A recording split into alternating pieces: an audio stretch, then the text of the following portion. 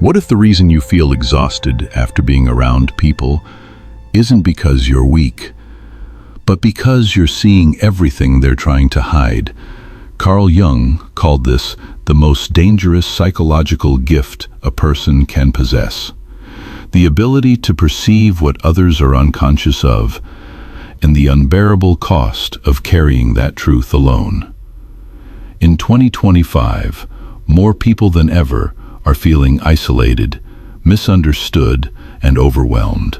But what if that's not a malfunction? What if it's evolution? In 1913, Carl Jung met a patient unlike anyone he'd ever encountered. A young woman, quiet, sensitive, hyper-intuitive. She could enter a room and instantly sense who was lying, who was in pain, who was hiding something.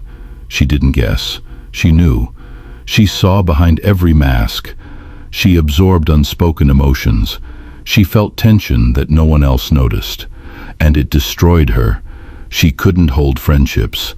People avoided her, not because she did anything wrong, but because she made them feel seen. Too seen. Jung wrote, "The individual who perceives too clearly becomes a mirror that society cannot bear to look into." This wasn't mental illness. It was a level of consciousness that exceeded what most people could tolerate. Jung called it differentiated perception.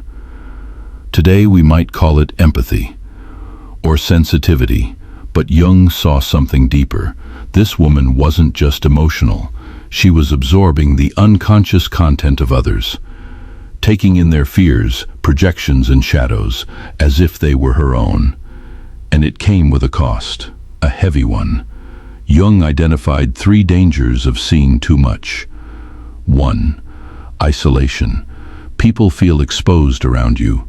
They withdraw because they sense you're perceiving what they can't admit to themselves. 2. Psychological overwhelm. You absorb so much from others that you forget what's actually yours. You live in a fog of everyone else's emotional energy. And 3, shadow projection. The more clearly you reflect someone's truth, the more likely they are to blame you for it. Jung wrote, "People would rather attack the mirror than face what it reflects." He called it the curse of consciousness. Because when you see through illusions, you threaten the fragile systems that hold families, workplaces, even societies together. And that kind of clarity is dangerous. But Jung didn't stop with the problem. He developed a process, a map, a way for people like you to survive and thrive with this gift. He called it the individuation process. Step 1, recognition. You must learn to separate your emotions from the ones you're absorbing. Jung advised daily solitude. Quiet time. Let the noise settle.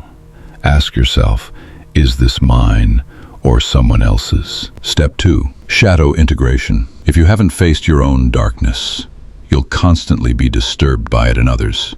Jung said, everything that irritates us about others can lead us to an understanding of ourselves. See yourself clearly, so you can handle seeing others just as clearly. Step 3, conscious participation.